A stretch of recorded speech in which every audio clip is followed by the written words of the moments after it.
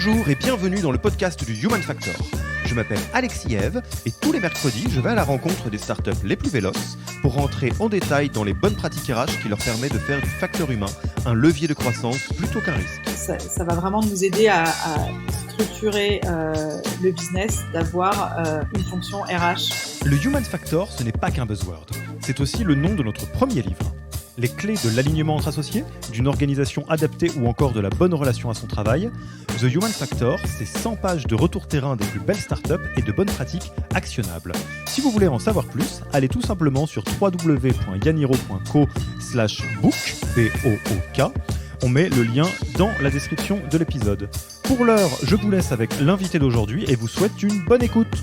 Bonjour Jessica, comment vas-tu ? Bonjour Alexis, merci, ça va très bien, merci. Écoute, c'est moi qui te remercie d'avoir accepté notre invitation sur le podcast du Human Factor de Yaniro. On enregistre à distance. Voilà, c'est encore et toujours la norme maintenant. Je pense que je n'ai jamais noué autant de relations avec des gens que j'ai jamais vus en 3D que depuis cette dernière année. Et juste pour l'anecdote, on te remercie beaucoup parce que cette rencontre s'est faite d'une manière très très organique parce que non contente d'avoir déjà recommandé Pierre de Youno, Christelle Calipé de Litchi, a fait une double recommandation sur LinkedIn en disant « Ah mais Jessica aussi, il faut absolument qu'on se rencontre ». Et puis en 2 minutes, c'était fait. Donc je pense que c'est vraiment l'état d'esprit du podcast. Merci à eux, effectivement. Écoute, Jessica, comme le veut un peu la tradition, je vais te laisser en quelques mots à la fois présenter Ornicar, que je pense que beaucoup des personnes qui nous écoutent connaissent déjà, mais je suis toujours très intéressé de voir comment on le présente à l'instant T, parce que ça évolue un petit peu. Et puis surtout, ce que tu fais à Ornicar, un petit peu le périmètre que tu occupes, peut-être en parlant aussi de ce que tu as fait avant, parce que tu n'es pas à ton coup d'essai, on va dire. Non, effectivement. Je suis Jessica, j'ai 39 ans depuis la semaine dernière. Maintenant, je suis chez Ornicar en tant que Chief People Officer depuis octobre. J'ai rejoint la structure sur un process qui a duré 15 jours. C'est pour ça que j'avais choisi ce sujet aujourd'hui. Ce que je fais chez Ornicar, l'idée, l'équipe People, on appelle ça People chez nous et pas HR, qu'on trouve un petit peu old school, sur tous les sujets à la fois de recrutement, de formation, de gestion des carrières, de gestion de la performance, d'engagement tout ce qui concerne vraiment l'expérience collaborateur au sein d'Ornicar. Et puis pour présenter Ornicar, c'est bien sûr le leader de l'auto-école en ligne qui a été créé en 2014 par Flavien Lerendu et Benjamin Guignot. Et depuis quelques temps maintenant, on fait également de l'assurance jeune conducteur. Donc c'est un business qui décolle et on souhaite devenir le leader de l'accès à la mobilité. Et alors, il y a combien de personnes à Ornicar à l'instant T où on se parle? On est en 2021. Dans les grandes lignes, alors, je me doute que le count précis est difficile. Oui, parce que là, depuis janvier, on a accueilli environ une quarantaine de personnes. Donc là, on est 140 entre la France et l'Espagne. 140. Et je disais que tu as eu pas mal d'autres expériences. Tu veux nous parler très, très rapidement un peu d'autres boutiques dans lesquelles tu as pu faire plein de choses? Oui, bien sûr. Alors, j'ai un diplôme en droit du travail et j'ai été recruteuse pendant pas mal d'années, notamment chez Accenture. Et puis, on va dire que je suis tombée dans la tech et j'en suis jamais ressortie. Et notamment, j'ai travaillé chez Photobox, un des leaders de l'impression photo, pendant 3 ans et demi. Dans les expériences plus significatives aussi, j'ai travaillé chez Shift Technologies, une société du Next 40 qui fait des solutions pour la détection de fraude à l'assurance.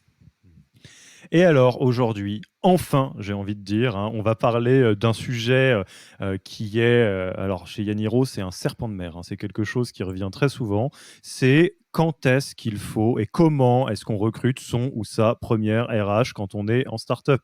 Parce que si on a un refrain qu'on répète encore et toujours, alors parce que forcément, nous, on baigne dans les sujets, alors plutôt de développement RH, mais il y a un certain nombre de fondateurs, fondatrices qui nous parlent de différents sujets organisationnels, etc.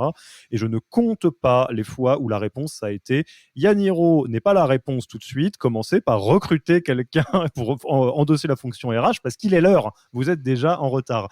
Mais pour autant, bon, bah, on sait bien que le moment clé de quand est-ce qu'il faut faire ça et comment est-ce qu'on s'y met, c'est un petit peu flou. Et on a préparé, on a discuté avec Jessica avant l'épisode et on s'est dit, mais c'est clairement de ça dont on a envie de parler parce que bah, t'as pas mal d'expérience sur le sujet, si je puis dire. Donc on est parti, c'est bon?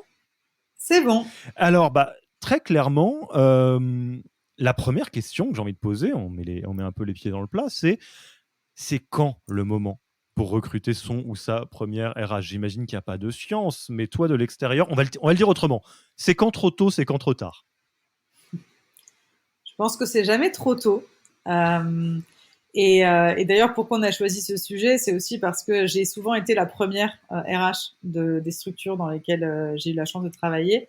Euh, et pour moi, c'est dès qu'on prépare une certaine forme de croissance, pas forcément de l'hyper-croissance, mais ça va vraiment nous aider à structurer le business, d'avoir une fonction RH, que ce soit fonction plus recrutement opérationnel ou une fonction plus juridique, mais en tout cas de s'entourer d'un profil RH le plus tôt possible.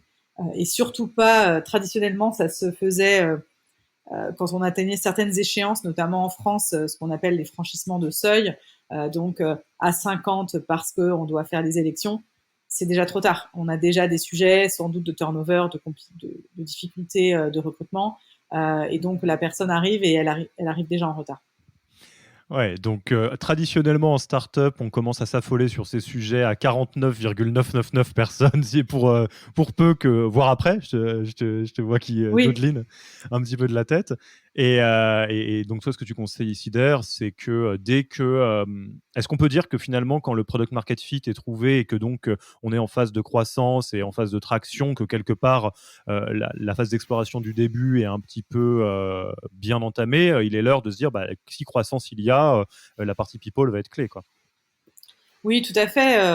On a pu être recruté, quand je dis on, mon réseau RH du digital, même à 10 salariés, ça commence à être intéressant. Quand on sait qu'on va, par exemple, doubler de taille, il vaut mieux arriver le plus tôt possible pour vraiment mettre en place les fondations RH qui vont permettre aux équipes déjà d'attirer les bons talents, de se développer, etc. Donc, on s'est pas ennuyé. Moi, j'ai été la 15e salariée d'une start-up. Je suis partie, on était 80. On avait ouvert 2 pays entre-temps, en plus de la France. Vraiment, il y a de quoi faire.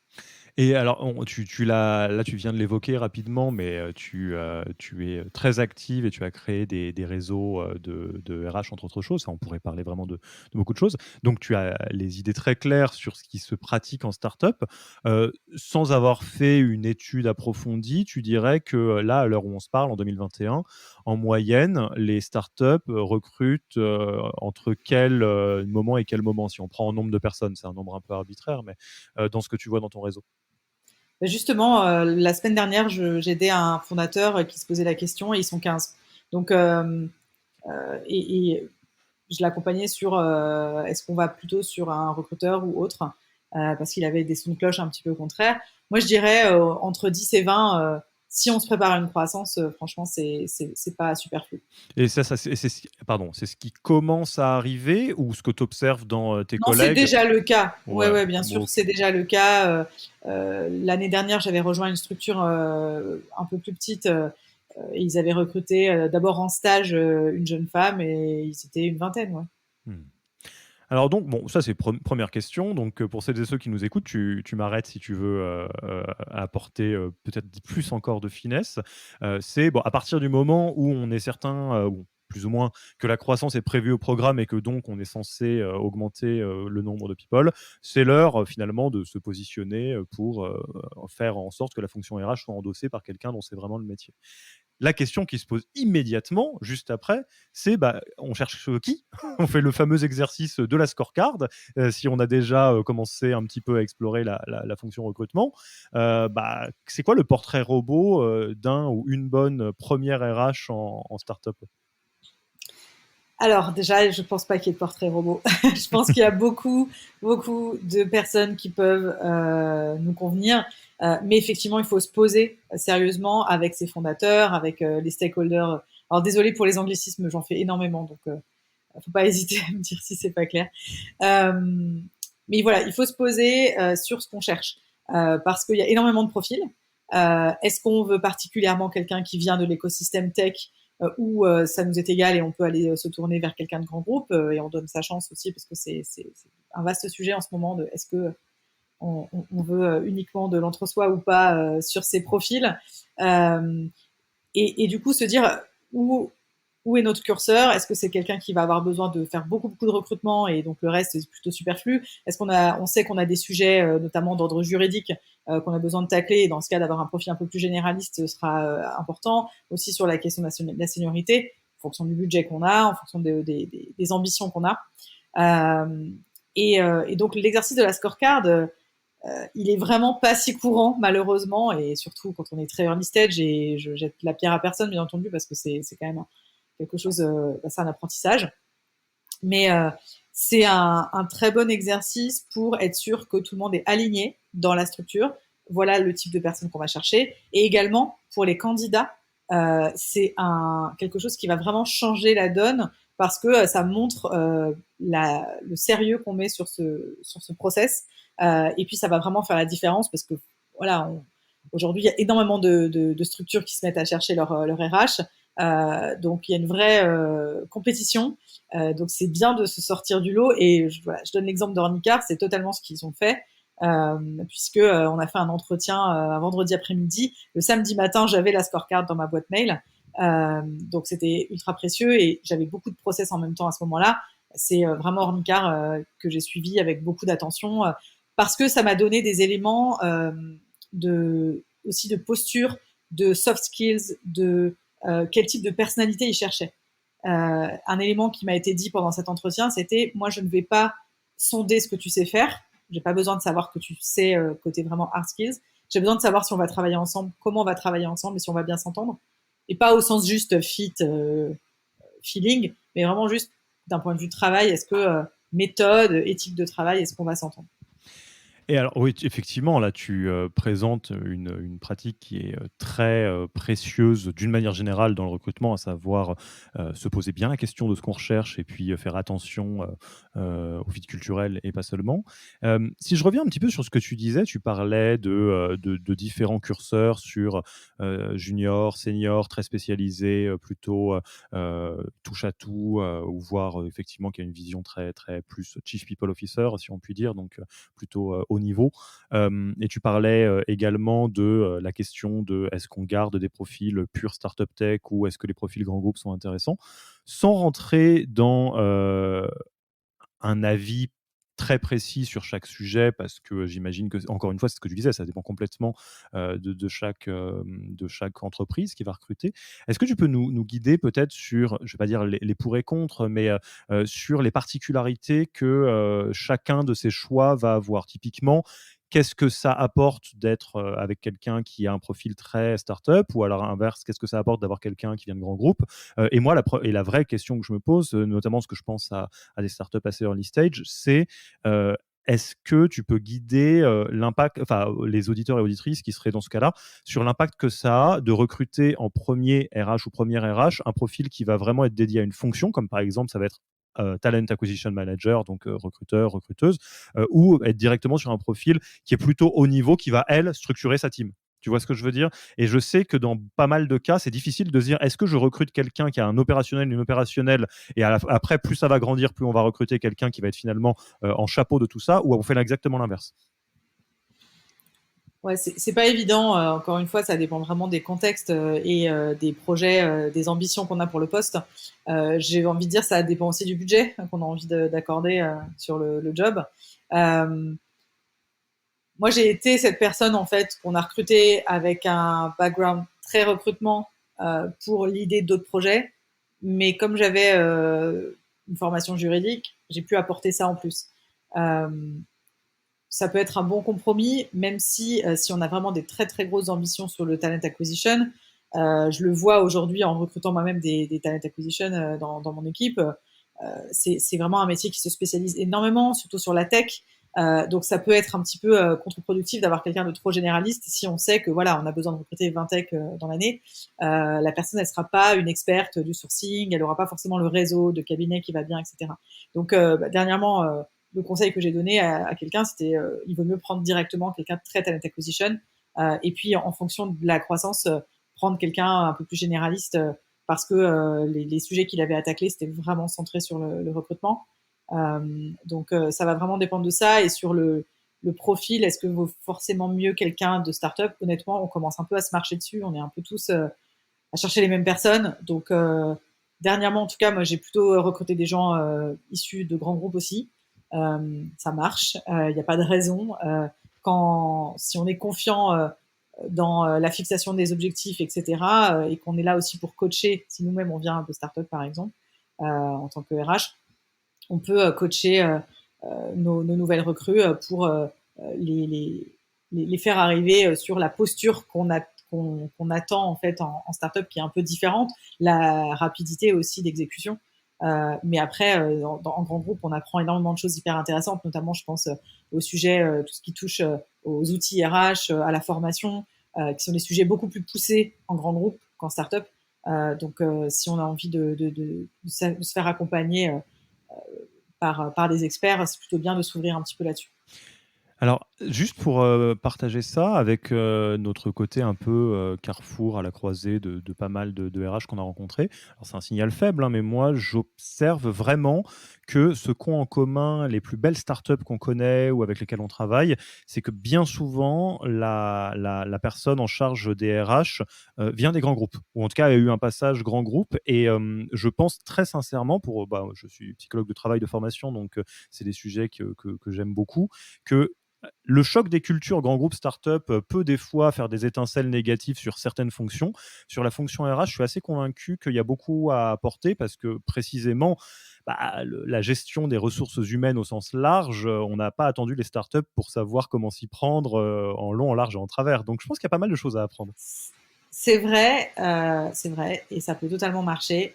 Je pense que ça tient vraiment à un type de personnalité quand même, qui a envie, d'être très sollicité, que ça ne dérange pas d'être très sollicité, qui a envie d'être vraiment au sens du service. Je dis pas que en grand groupe on ne l'est pas, hein, ça fait longtemps que j'ai quitté ce monde-là, mais il y a, les RH dans les grands groupes sont quand même assez inatteignables. On ne leur parle pas, on ne sait pas qui ils sont. Nous, c'est pas du tout le cas. Donc, il y a quand même, c'est pour moi la grosse différence. Elle est vraiment là. C'est le lien avec les gens, c'est le support qu'on doit apporter, le fait qu'on est vraiment euh, responsable de ce qu'on fait. Il n'y a pas des degrés de validation, etc. Ce qui fait que on est quand même en première ligne. On est vraiment des business partners à n'importe quel niveau de seniorité et de responsabilité. Donc, aussi bien la personne qui s'occupe de la formation que la personne qui s'occupe du recrutement, ces deux personnes-là sont des personnes business partners pour nous. Et donc, il y a vraiment cette notion de responsabilité très forte qu'on n'a pas forcément en grand groupe. Ce que j'ai pu voir dans mes expériences, quand j'ai recruté des gens justement issus de grands groupes, c'est vraiment cette posture. En fait, il y a vraiment un langage, il y a des choses différentes à adopter. Surtout dans la tech, hein, peut-être que c'est aussi très spécifique à la tech, mais les rapports sont très directs dans nos milieux. Et c'est pas forcément en grand groupe, on est un peu plus policé, on a un peu plus les formes. Mais encore une fois, de toute façon, c'est hyper dur déjà de parler à sa RH. Bon, quand j'étais chez Orange, je suis restée 6 mois, je n'ai pas rencontré de RH. Donc, et j'étais moi-même dans une équipe RH, donc c'était assez rigolo, j'étais au recrutement. Nous, en startup, tout le monde sait qui on est. Donc, y a vraiment cette notion de sens du service avec des personnes qui voilà, peuvent être assez directes dans leurs demandes, etc. Et nous, il faut qu'on sache apporter ce service. Donc c'est plutôt un truc de personnalité, je dirais. Ah, mais tu as raison, il y a un vrai biais du survivant dans ce que je te partageais, c'est-à-dire que même s'il est très possible que des super RH viennent de grands groupes, le takeaway de ça, c'est plutôt ne pas hésiter à s'ouvrir aux grands groupes, mais ça ne veut pas dire que quelqu'un de grand groupe va être forcément un super candidat ou une super candidate. Tu as raison, ça dépend énormément de la personnalité, c'est pas juste une Oui, variable. non, mais c'est clair. Et récemment, quand je cherchais quelqu'un pour l'idée, tout ce qui était projet RH et formation notamment, j'avais une contrainte où je cherchais quelqu'un qui avait une connaissance d'un logiciel en particulier, et un logiciel très grand groupe. Donc forcément, je n'ai vu que des profils comme ça. Euh, et, euh, et en fait, les candidats que j'ai vus étaient déroutés ne serait-ce que par l'annonce, la façon dont elle était rédigée. Et on me l'a dit. Enfin, j'ai une candidate qui m'en a fait part. Donc j'étais intéressée par ce feedback parce que je me disais en même temps c'est symptomatique aussi de ce qui va t'attendre une fois que tu rentres dans la structure. Donc oui, on te tutoie dans l'annonce, ça va être comme ça en fait dans la boîte. Et une autre candidate qui s'est désistée parce que voilà, ça faisait 20 ans qu'elle était dans le même groupe et elle s'est pas sentie de faire le jump. C'était beaucoup trop euh, différent Autre en fait. monde. Ouais, voilà. Et pourtant, elle avait postulé, ça l'avait intéressé sur le papier. Et puis, quand je lui explique un peu le contexte de voilà, il faut tout, on repart from scratch, il y a tout à faire, etc. Là, c'était un autre son de cloche. Donc, moi, je suis tout à fait ouverte et je pense qu'il faut le faire de plus en plus. En plus, je sais qu'il y a des super candidats qui sont intéressés et qui ont peur aussi, qui se disent est-ce que vraiment on va me considérer, on va m'envisager pour un job de HR business partner alors que je viens de chez Total. Mais pourquoi pas, en fait. Et je pense que, à mon avis, il faut vraiment qu'on ait plus de passerelles. Il y a vraiment des choses hyper intéressantes à aller apprendre de ces expériences-là. Alors, on est des bons élèves de la méthode Who, hein, on a fait la scorecard, maintenant on va passer à sourcing and select, hein, donc les S d'après. Est-ce qu'il y a des choses particulières au-delà des bonnes pratiques générales dans le recrutement qu'il faut savoir pour le sourcing ou la sélection de ces premiers profils RH? Alors, c'est pour ça que la préparation du profil en amont, elle est vraiment super importante.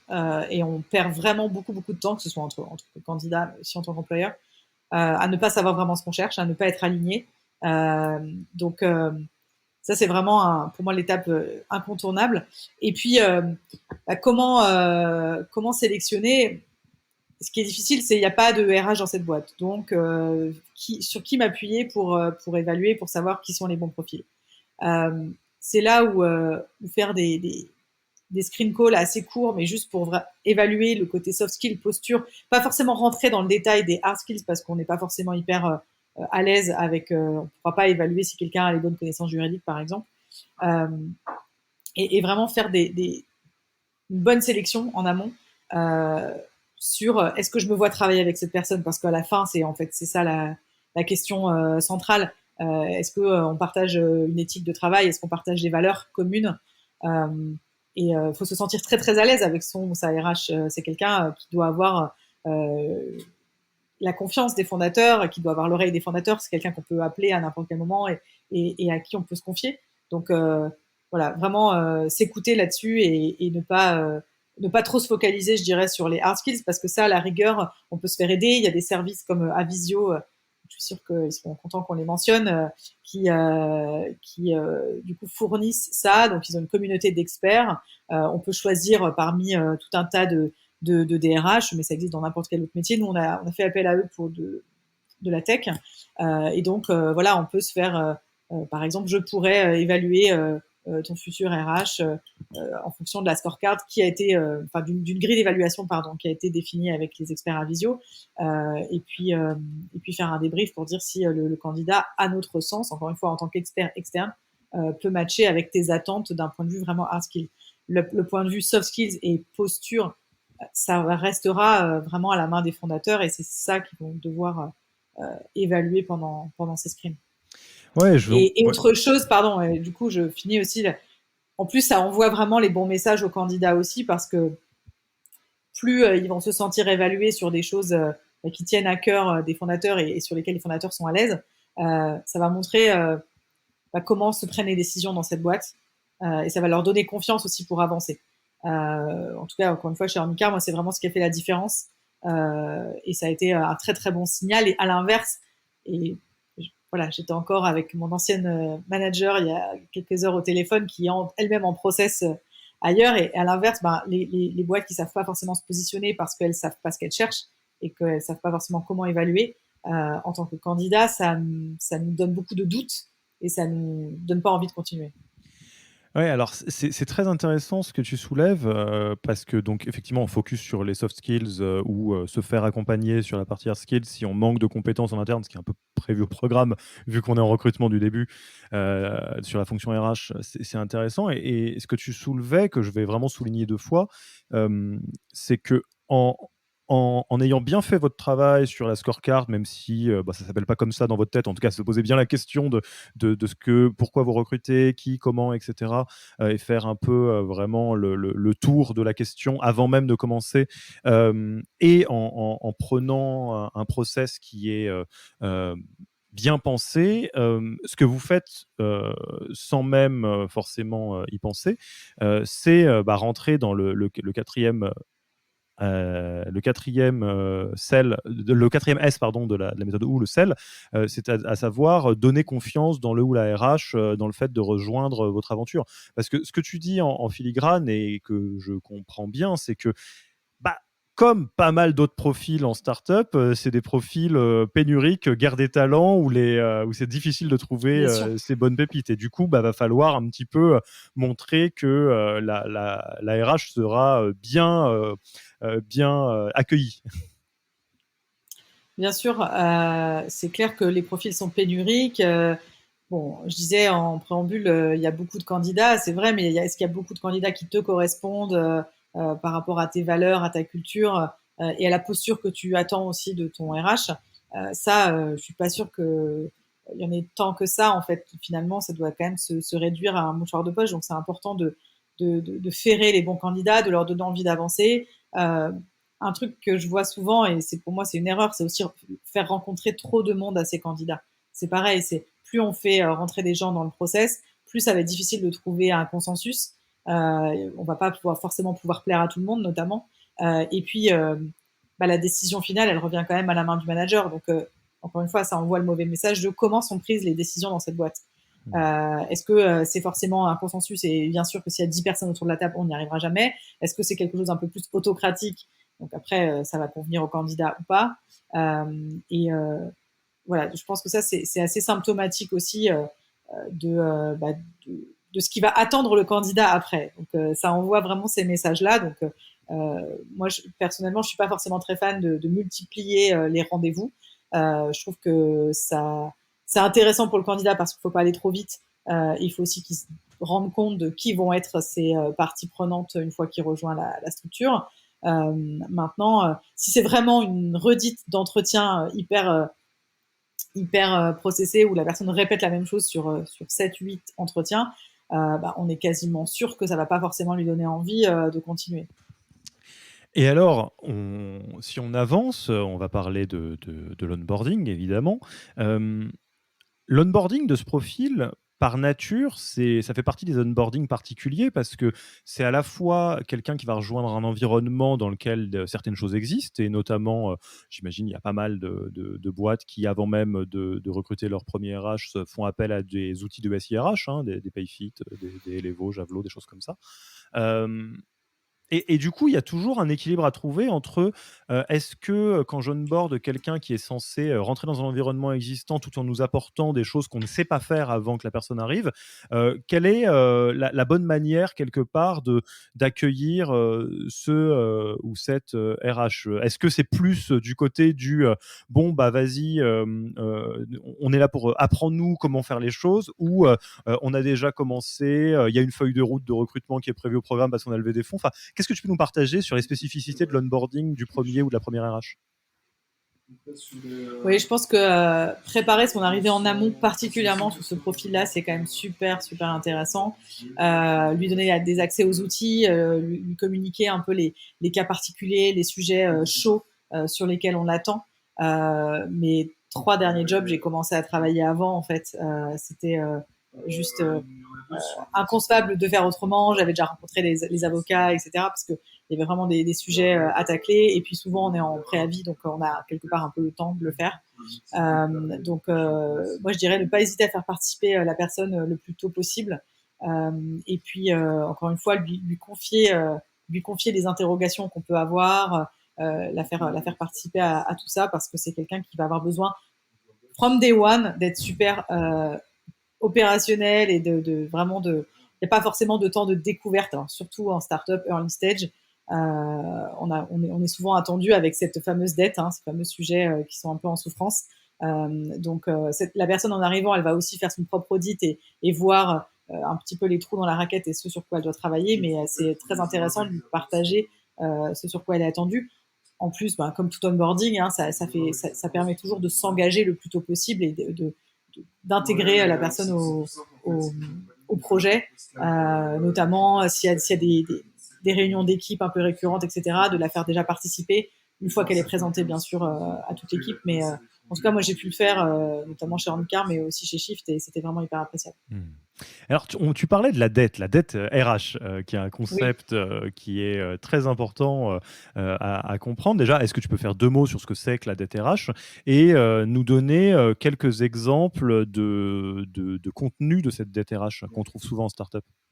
Ouais, bien sûr. En fait, c'est un petit peu comme la dette technique, hein. C'est des sujets qu'on met sous le tapis et dont personne s'occupe parce que on estime que ils nous appartiennent pas ou on verra plus tard.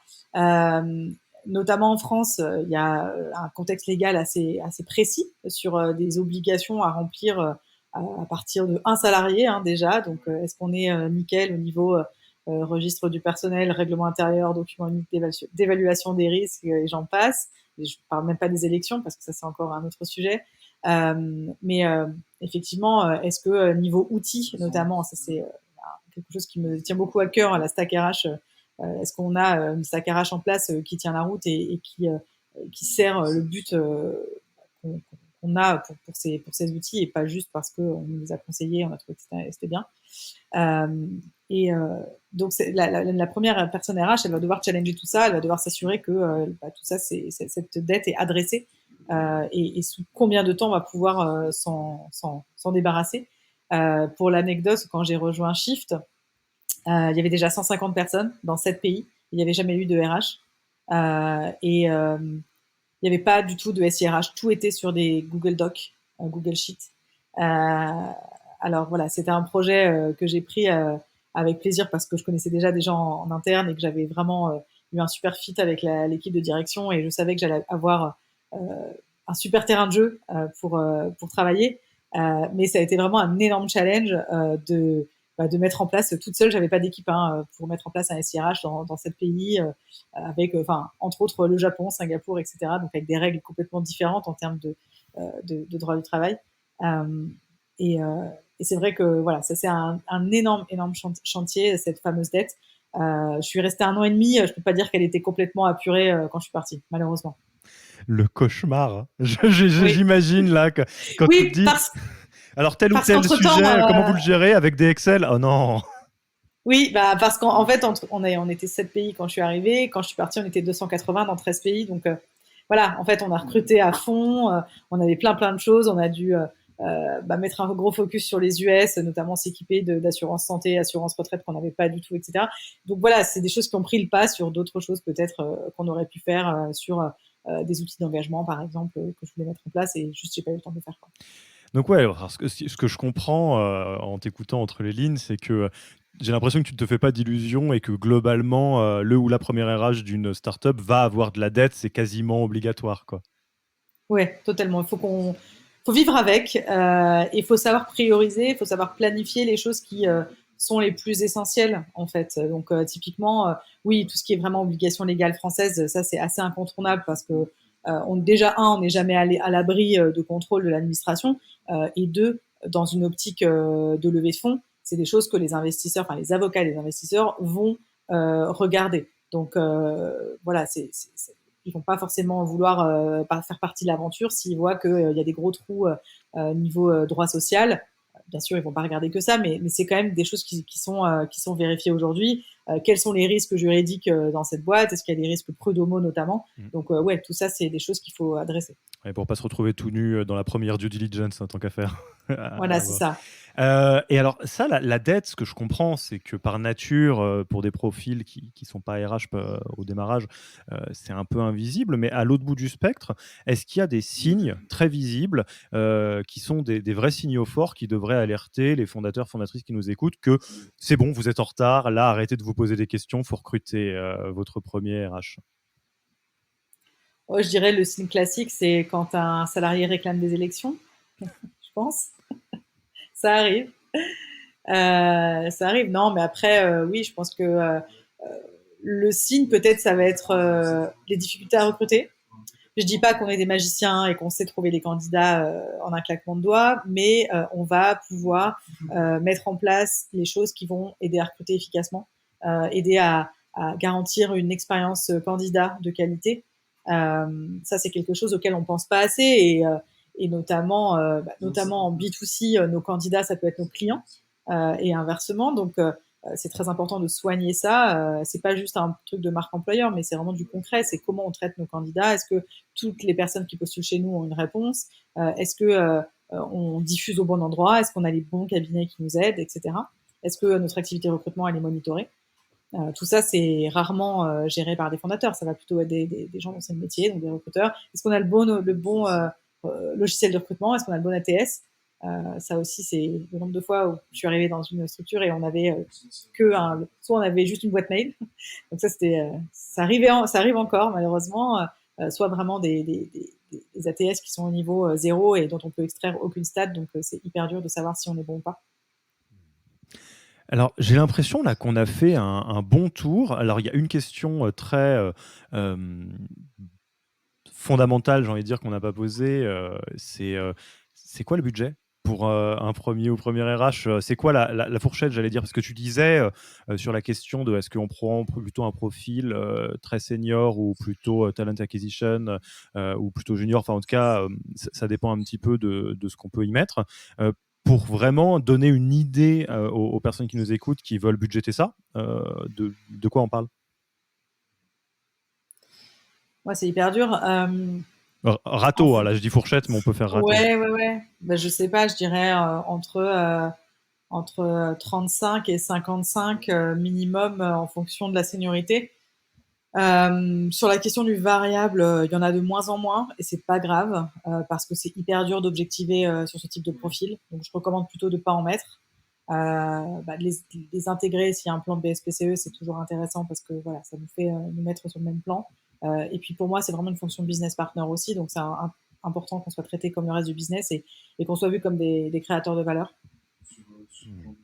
Ok, est-ce que j'ai oublié quelque chose? Parce que là, j'ai l'impression qu'on a vraiment donné une bonne boîte à outils pour des personnes qui sont dans cette phase de recrutement des premiers RH, mais je ne sais pas ce que je ne sais pas. Donc, je te fais confiance s'il y a un angle mort qu'on a oublié ou juste un petit mot de la fin que tu as envie de partager aux fondateurs, fondatrices qui nous écoutent. Oui, bah, je pense que en tant qu'ex-candidate moi-même, j'ai souvent vécu ça, malheureusement, ces process qui n'étaient pas assez cadrés, où on sentait vraiment qu'il y avait beaucoup de flou. Et ça, c'est la pire chose pour n'importe quel candidat d'ailleurs. Hein. Ça marche, c'est un conseil pour absolument tous les profils. Mais c'est d'être vraiment sûr de soi, de ce qu'on cherche, et de communiquer ça aux candidats. Et notamment, je parle beaucoup de la posture parce que bon, sur les profils RH, c'est vraiment quelque chose d'important pour nous. Vous attendez quoi de nous en fait? Vous attendez quelqu'un qui va plutôt être dans l'exécution, vous attendez quelqu'un qui va être dans le consensus, qui va devoir créer du consensus, même s'il n'y en a pas dans le comité de direction par exemple. Vous allez avoir, est-ce que vous voulez quelqu'un qui soit très owner et qui se batte pour ces sujets? Tout ça, c'est des choses, dites-le le plus franchement possible. Ça ne fera pas peur. Au pire, ça fera un filtre pour les candidats qui se sentent pas à l'aise, mais ça vaut le coup en fait, cette franchise-là, cette honnêteté-là. Parce que franchement, voilà, personne n'a envie de perdre son temps, vous n'avez pas envie de perdre votre temps. Et pour les candidats, ben, une expérience, une candidat qui s'est bien passée, même si au final l'offre n'aboutit pas, ça vous permettra d'ouvrir un autre pool de candidats. Le job chez Ornicar, c'est Judith qui m'a coopté. Donc voilà, parce que elle a donné mon nom et parce qu'elle avait envie de les aider dans le process, elle a donné d'autres noms aussi. Mais et donc voilà, comme quoi cette relation, elle est super importante. Ça n'a pas marché aujourd'hui, peut-être que ça marche dans un an.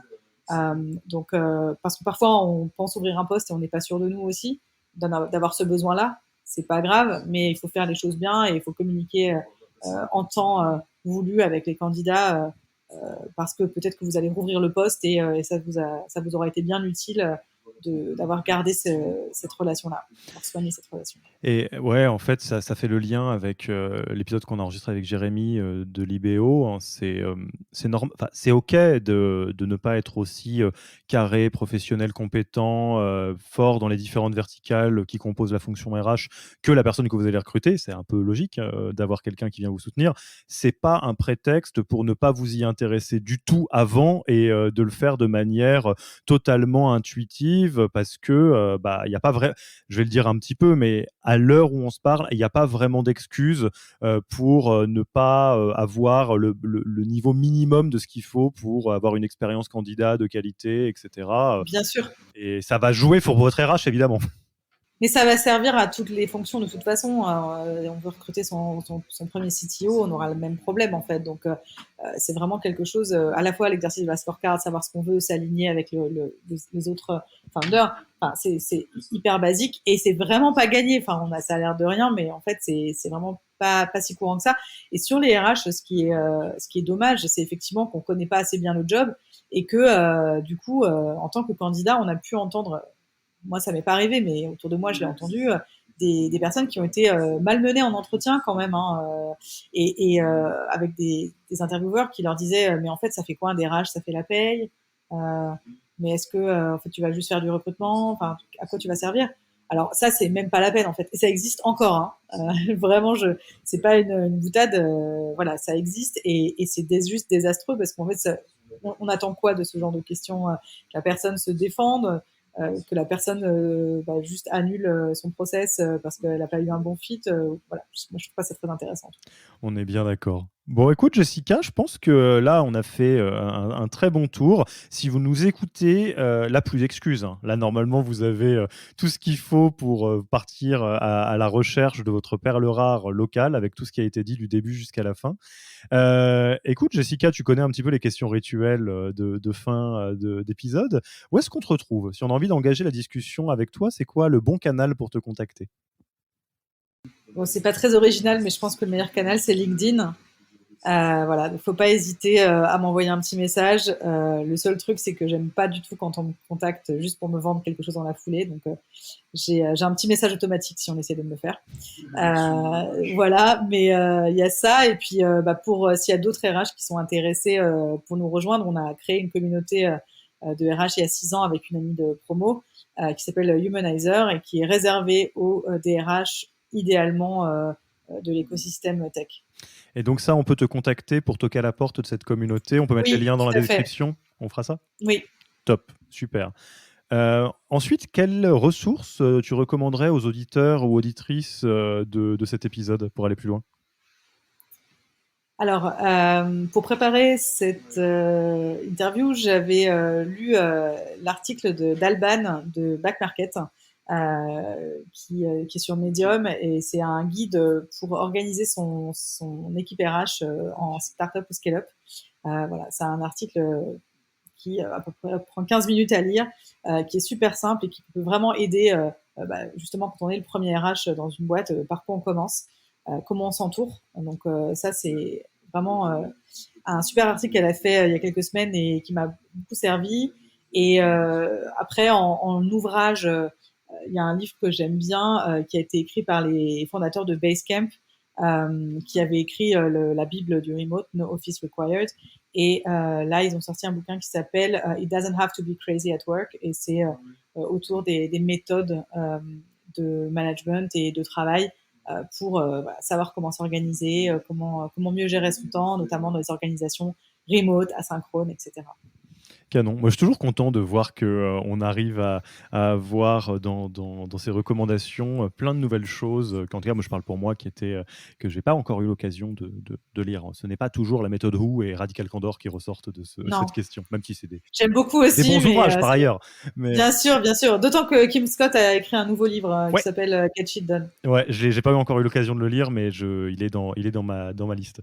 Et enfin, tu connais la dernière tradition. À qui veux-tu passer le micro pour un prochain épisode? C'est que la personne sera d'accord, ne sera pas d'accord, on verra, il n'y a pas d'obligation. Mais c'est une manière de passer la main à quelqu'un pour qui tu as beaucoup d'admiration, je pourrais dire. Alors, il y a beaucoup de gens pour qui j'ai beaucoup d'admiration, mais je souhaiterais passer le micro à Johanna Ponté, avec laquelle nous avons fondé Humanizer il y a 6 ans. Elle est désormais Chief People Officer chez Voodoo. Voilà, donc belle réussite française dans le jeu vidéo. Et je trouve qu'elle a plein de choses intéressantes à dire et ça serait super qu'elle participe.